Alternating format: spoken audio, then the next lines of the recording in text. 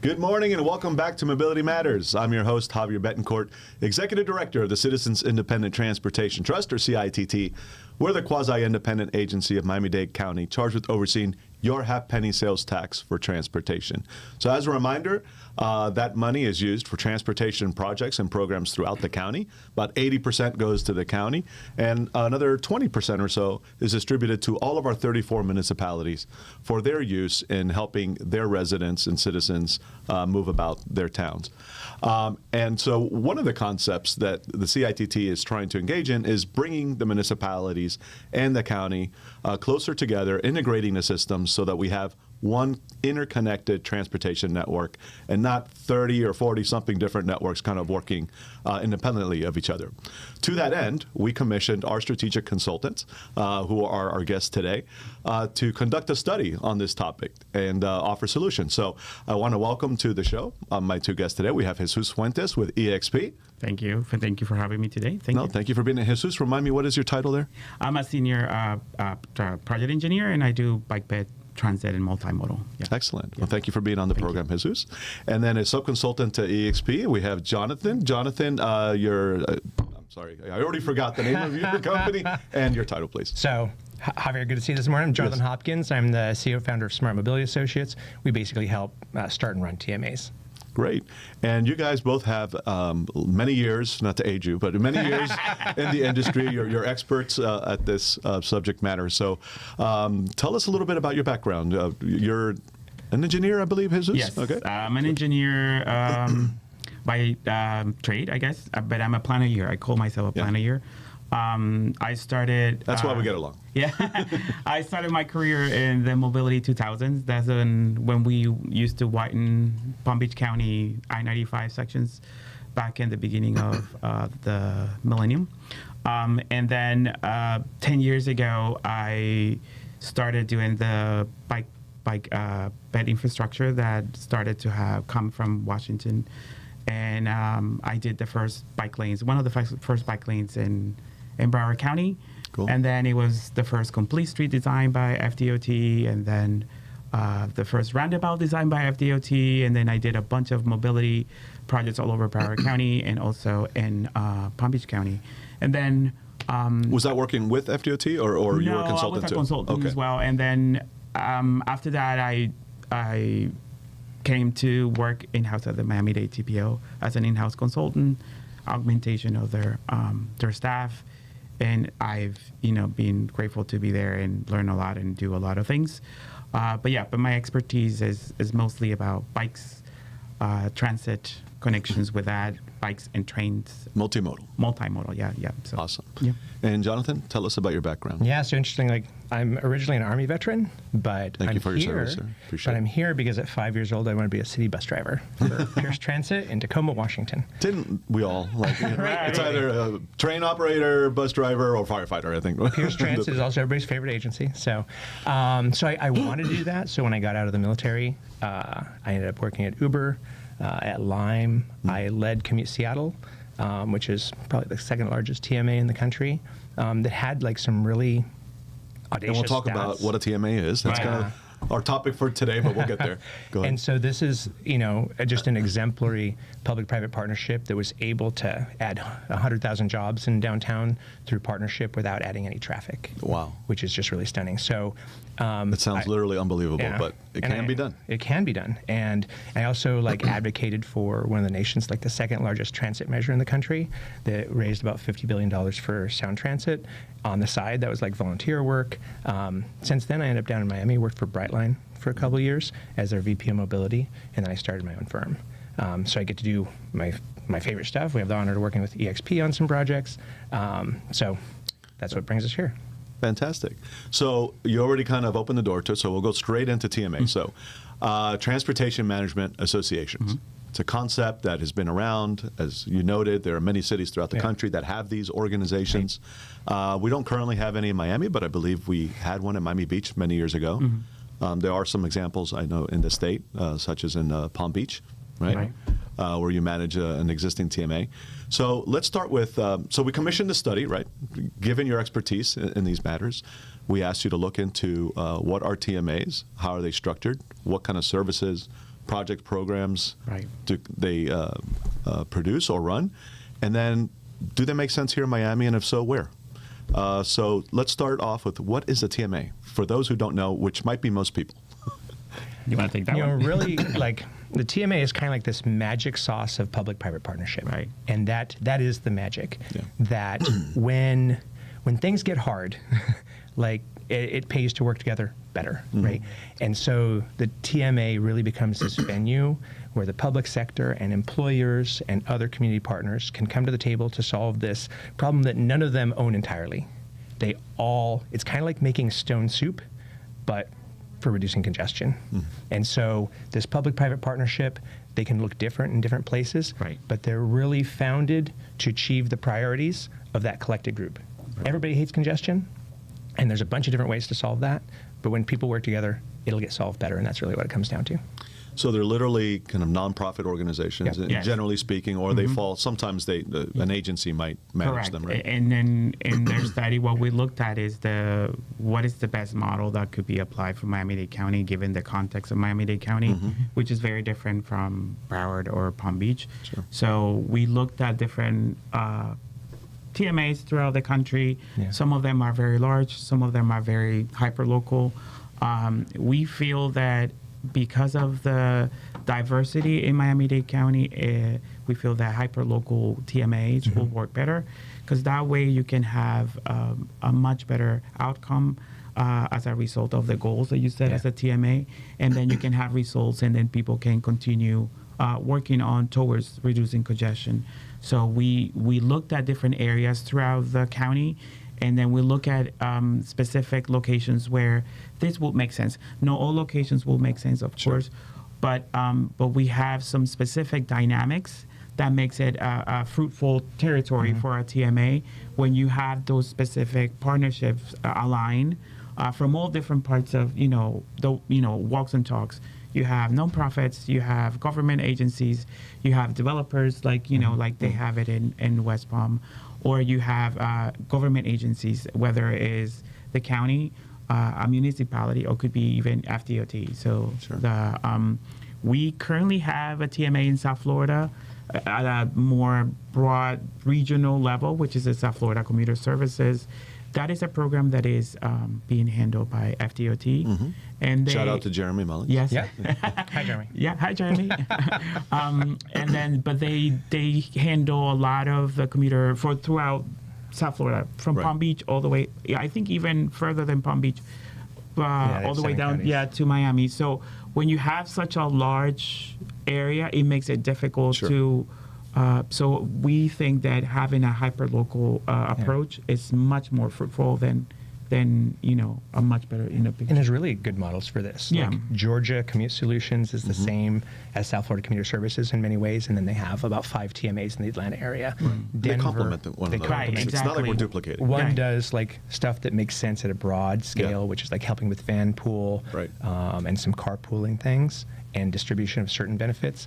But another part of the special sauce of TMAs is knowing their customers, which are their partners, employers, public and private, and their nonprofit partners. So they have to know their community well. So that's where, Right.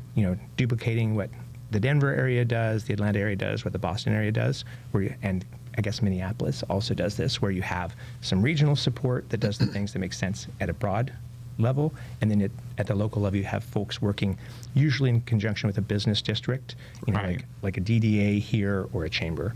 And what he mentioned about the community needs is important, Yeah. because one community might be very different from the other. Yeah.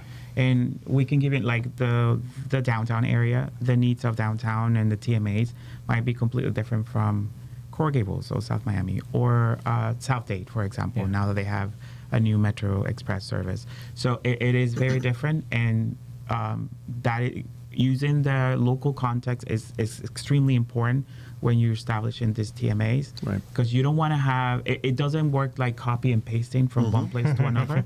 It has to be if you're doing it in a hyper local level, you have to cater to the specific needs of that community, and that's important. So I love alliteration. So as I'm listening to this, I'm thinking of the letter C over and over again. So Yeah. we got context, right? Yeah. We have community-driven. Yeah. It's about communication, coordination, Correct. collaboration, and connectivity. Yeah. The last Did I lose any C's? No, but the last one I would throw in there is customer-centric. Yeah. Okay. Right?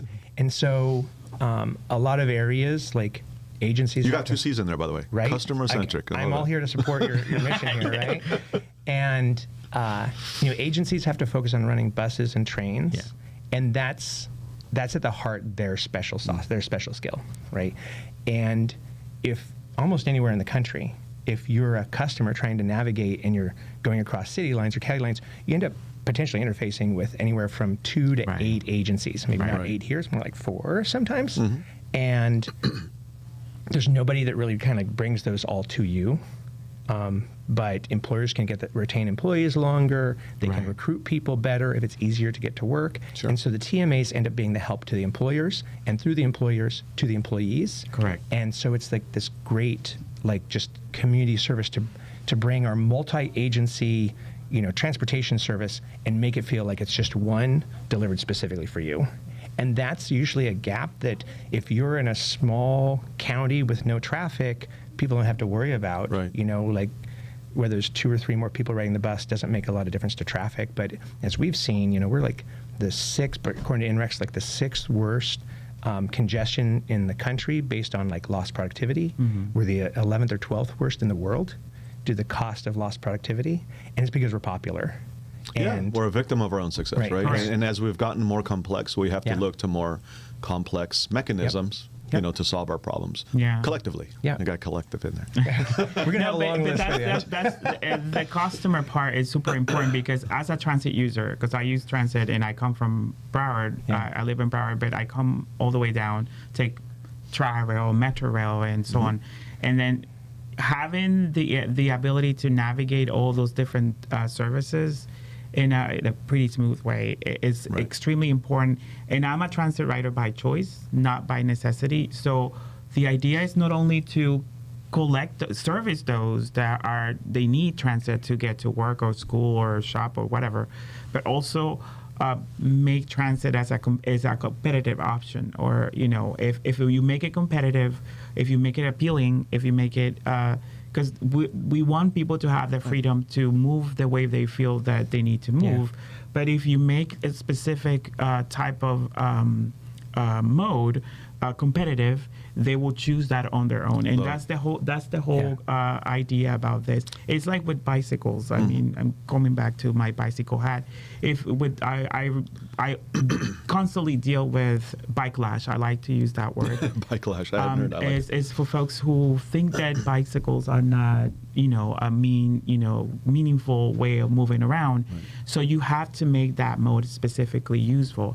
And if it's not useful, folks are not gonna decide to use it. By the way, I am keeping count. We've now added competitive, choice, and cycling. Yeah. We need a ding. Machine. Yeah. Like, ding, ding, every time we got a C in there. Folks, if you hear a C, drink, take a shot. It's a drinking game now. Man, they're going to be drunk in a matter of minutes.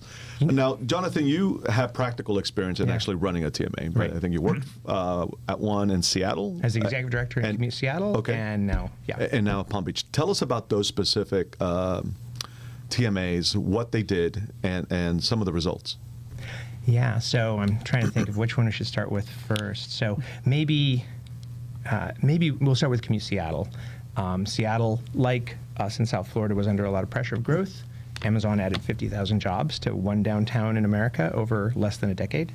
And so luckily they'd already set up a structure starting in like 2006 locally, and then some like state rules that employers asked for help dealing with congestion because it's causing problems them getting their employees to work.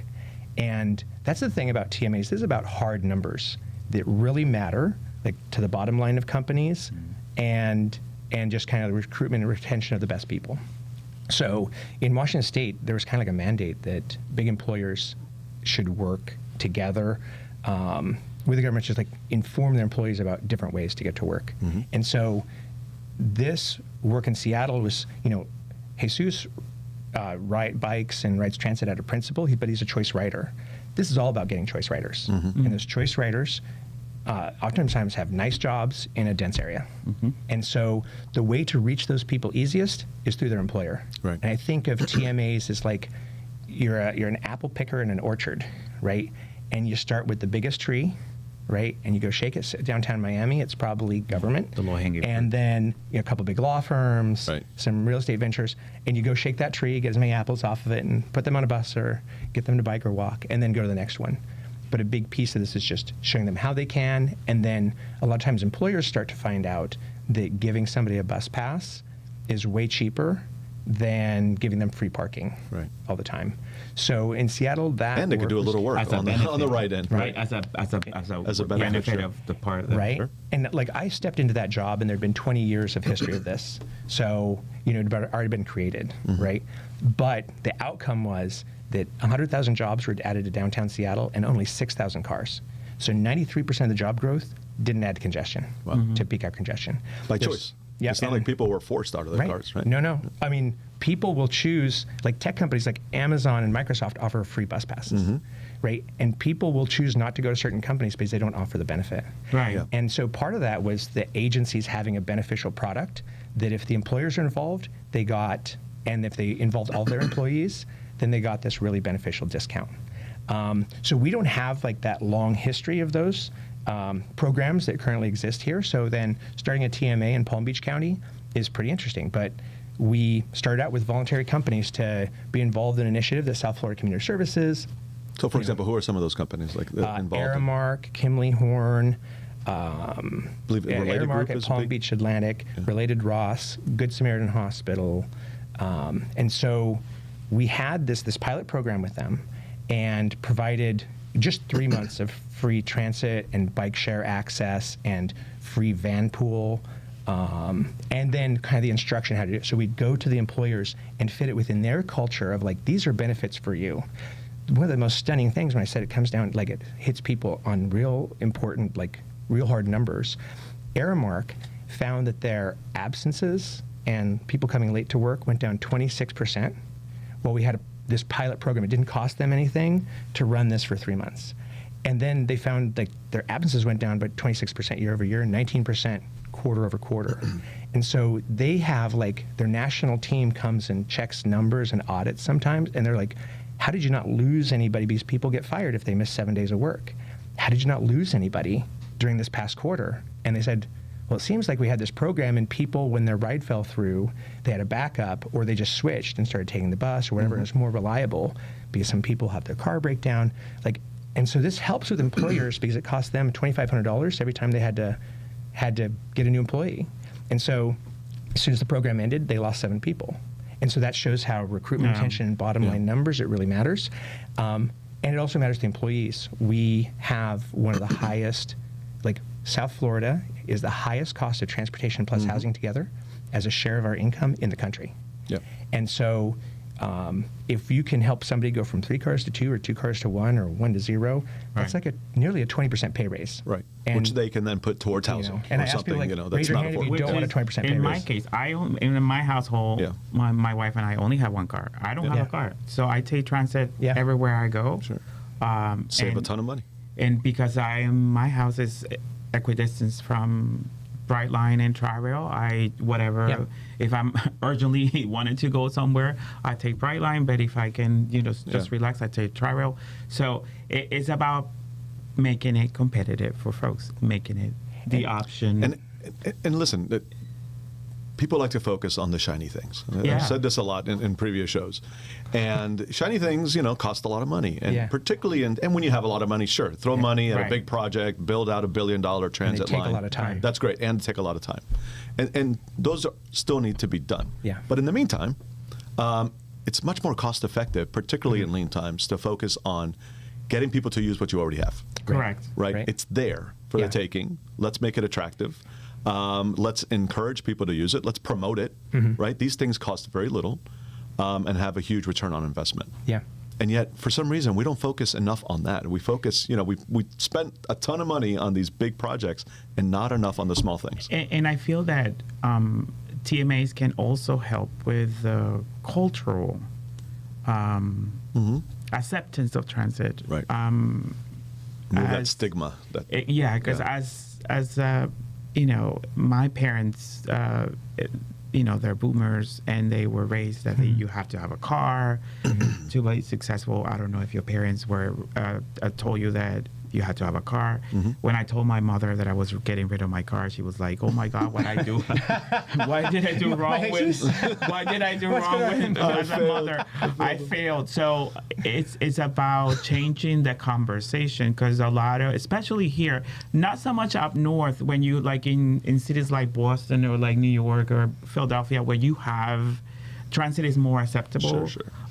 But here it's Northwest is the same, different mindset. It's here. There's a stigma. If you ride the bus, you're less than. And then I feel that that's not the case. I remember before COVID, when we used to have the e-bus from the Fort Lauderdale station all the way to downtown, that was on the express lanes. It was everybody that was on suits and they were doing work, and then it was regular people that you would not necessarily see on a bus. So that image is important to showcase that it's normal to ride a bus. It's not something dirty or. And I'm wondering, is there something about Miami in particular that, because we have such a large population of immigrants who come here with very little, and the first major purchase that they can make, that kind of shows that they've made it, right, is a car. Maybe they can't own that home yet, but damn it, I got that car. Yeah. And it's a source of pride. Yeah. Right. And that's what I'm saying, that if for the TMAs to be successful here in Miami-Dade County, that cultural aspect that is very unique to Miami-Dade County, and it's more so prominent than in Broward and Palm Beach, has to be dealt with, and it has to be an important component of the roles of the TMA. Great point. And to quote like the former mayor of Bogota, like he would say that the sign of a wealthy society is not where every poor person owns a car, but where every rich person rides transit. And that is really literally true. That in the space it takes on the freeway for your car to be driving, that holds 1.2 people, that could be like nearly 200 people on a bus. Like the spatial difference is 2 orders of magnitude difference. So when you get more folks to ride, like Metro Rail and Metro Mover used to haul 120,000 people a day. And when you move that many people without their cars, then you have more space for actual business activity. You don't have to have as many parking decks, and you can have just more space for adding jobs. And that means that you get more taxes, because there's more tax intensity from those areas. Not a higher tax rate. I'm not saying a higher tax rate. You might have a lower tax rate, but you get more businesses that pay taxes in the same amount of space. You get more residences that pay taxes in the same amount of space. And so that is like, Metro Rail is busy, but again, it used to haul 120,000 people in the late, 2015, 16, 17. And so a program like a TMA, one of the jobs is really a ridership program that brings everybody together and say, hey, we all win when more people are on the train. And so it's not just about DTPW changing culture. It's not just about me and Jesus changing culture. It's about enlisting everybody. And people listen to their employers, and they respond to their employers' incentives, because that's like, we do different things on healthcare. We have an FSA or all these different things. So making benefits part of this is how you help change that culture. And celebrating the small wins. Every little, if we, for example, I love it when Tri-Rail celebrated the last fiscal year was the highest ridership that we have ever had. And I've taken Tri-Rail since I was a teenager. So, and I've seen the changes from from Tri-Rails from the the late 90s, early 2000s to now. It is a very different type of services, and I can say that it is, in my opinion, is a well-run service. So celebrating. Shout out to David Deck and his team. They do a great job at Tri-Rail. If we need to celebrate those, we need to celebrate that transit is successful, because transit typically is not here to make money, and then I don't. It's here to make other people able to make money. Able to make money. So it's a public good. It's a public good. So I feel that having that, and having that ability to celebrate those wins is extremely important for as a transportation system to be successful. So I think we've sold everybody on the TMAs and all the great things they can do. And so, okay, what does that mean for Miami-Dade County?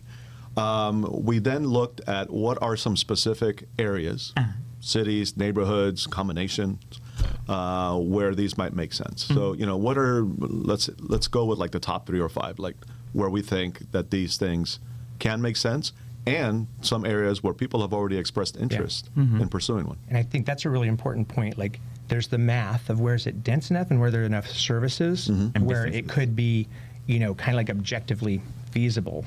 But it only works if you have a combination of the math and the passion of some local leaders, whether in the chamber or an elected or somebody else. Like, if you have the numbers but no passionate leadership, then nothing's going to get solved. Sure. If you have passionate leadership but not the numbers, you don't have options. And so another thing to think about is any place where there's eds or meds, those institutions that have campuses, they, for every car they don't have, they can have more space for surgeries or more space for things that people pay for. And so they influence so much of people's lives that go to those facilities. They are natural first leaders. And then looking at density. So places like downtown plus maybe Civic Center, separately or together. Coral Gables in South Miami is an example. I would around say, the University of Miami. And correct. So important. I think that the Miami Beach, of course. And we looked at several cases that actually cross county borders. For example, Aventura, because the Aventura Mall area does a lot of, there's a lot of dynamics with Hallandale, the area, Southern Broward. I heard the other day, I don't know if this is true, but, it could possibly be, that Aventura draws more visitors to the state of Florida than anyone else. And this is a state. To the mall? To that mall. It's the busiest place in the state, even compared to Disney, which really shocked me. Okay. I'm like, I never go to Aventura, but that's huge. They haven't drawn me but twice. But yeah, so we looked. But just imagine the number of people that we're talking about. So yes, that would be a very logical place. It could be also the area like in Doral, close, combining Doral, Sweetwater, and because FIU's out there.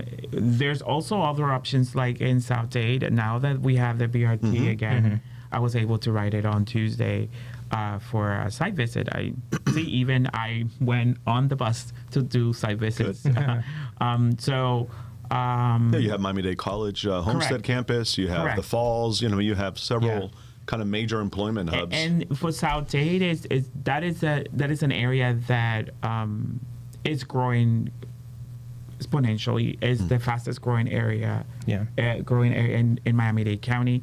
It's gonna change, and if you ride the BRT, I'll invite everybody to ride the BRT. If you're in South Dade, if you ride it at the stops, you start seeing development going around it. It's already attracting, and it's already attracting that, and you're gonna have mini little cities at the stations, and that's gonna generate a lot of foot traffic and businesses. So.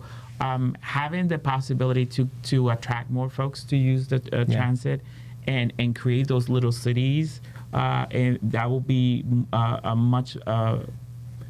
it will benefit the economic prosperity of those locations down south. And multiple ones, right? Because it's obviously, if we're going to grow, where do you want to grow? You want to grow along transit lines for multiple reasons. So I absolutely agree with you. It's a ton of opportunity along South Corridor. Now, historically, people said, BRT doesn't, or buses don't attract development. We're proving that to be wrong because it's already happening. They started building even before in anticipation of this. So that's great. Jonathan, you were saying? Yeah, and thinking about, you talked about like the cost effectiveness of this, right? A car lane moves more or less 1,000 people an hour depending on the speed of it, right? But if you just think about Miami-Dade College and the hospitals, HCA and Baptist, like just working with a few big employers, you can affect essentially nearly a car lane of people at rush hour, right? And that, everybody wants to get less congestion. We also want lower housing prices, but we usually, if housing gets stopped being built anywhere around here, it's because people don't want the congestion. Sure. Well, we're kind of screwed either way, right? You don't get the housing, you pay more. You get the congestion, you pay more. And so this is the magic bullet that allows you to have the growth in more residents and jobs without getting, the goal should be for every new resident and job we add, we don't add net a car. Right. And that's what has worked at Stanford did this, and they're able to, for 35 years, build whatever they wanted, and they made an agreement with the county. They could build whatever they wanted. No special permits were required. It was just one master use permit.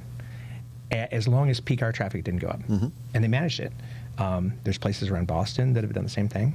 And so, we all want affordable housing, and we all want jobs, but so the only thing that gets between us and that is congestion.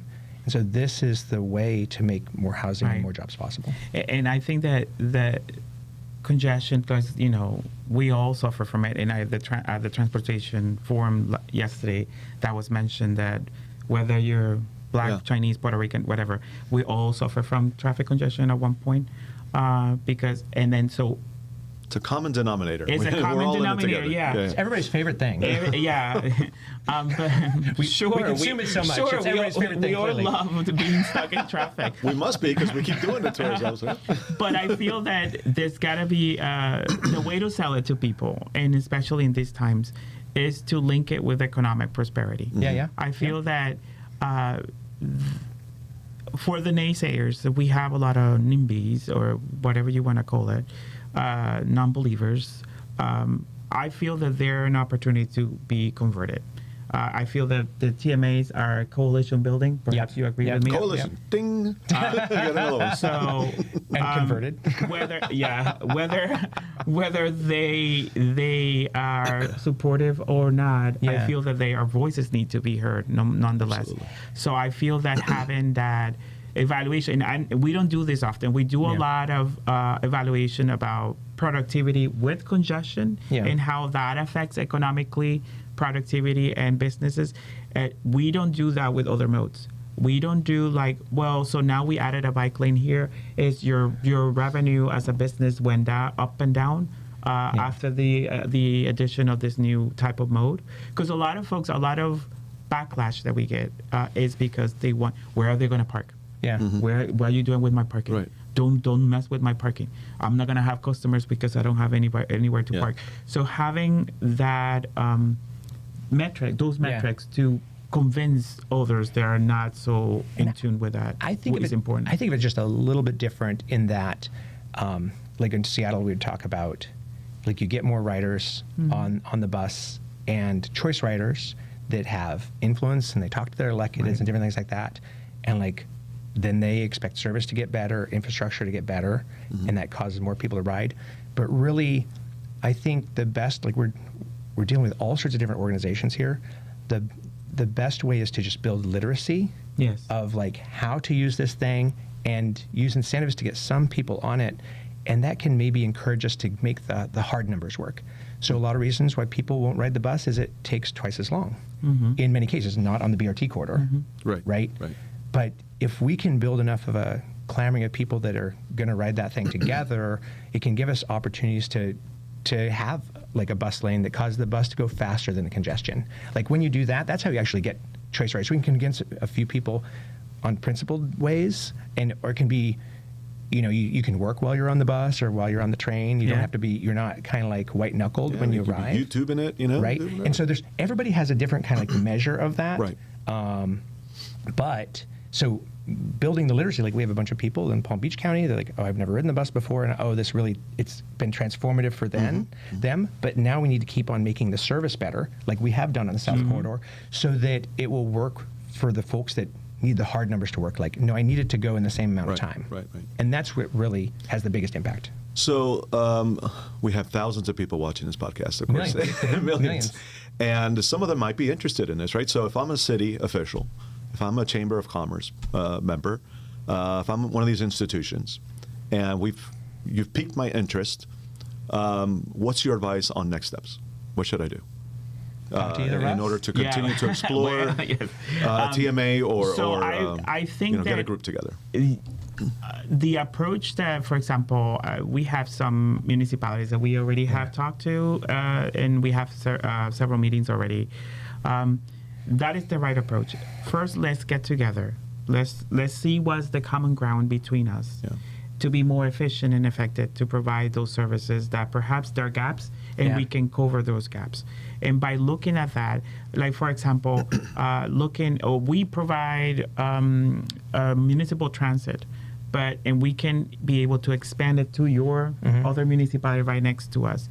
perhaps that TMA can help to set up an interlocal agreement, and they can get together and cover those gaps. So it's important for municipalities to start with the conversation with nearby new municipalities and see what their gaps are. And I have this service and you don't have this service, and we can get together too.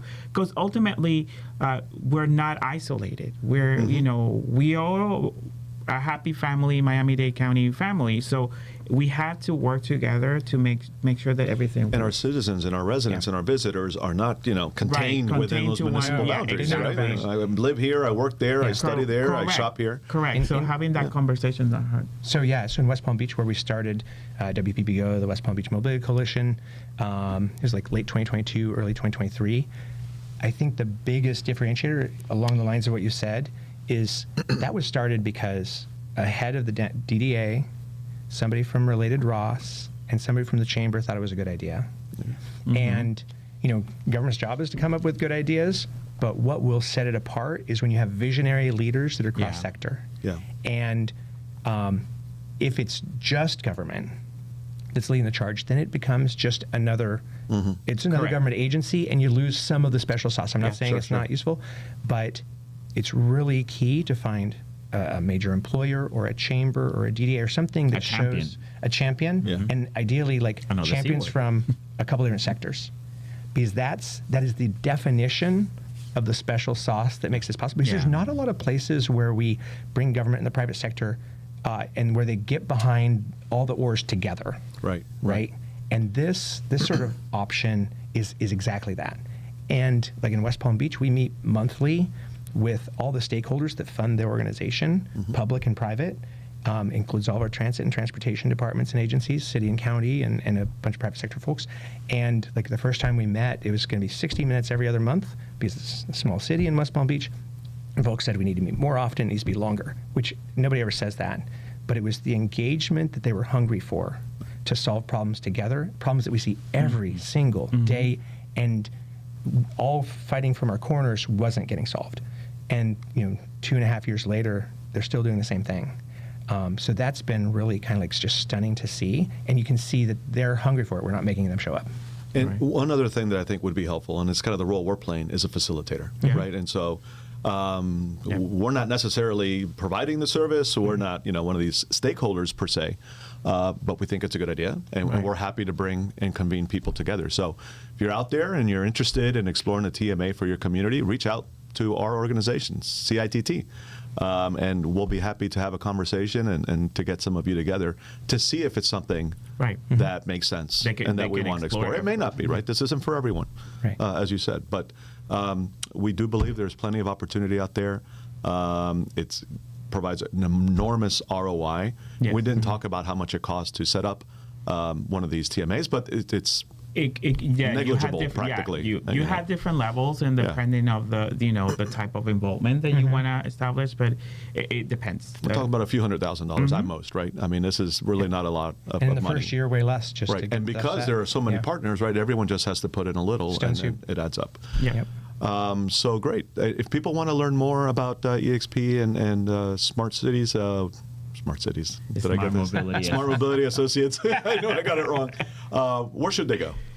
Well, you can go to exp.com and learn about us.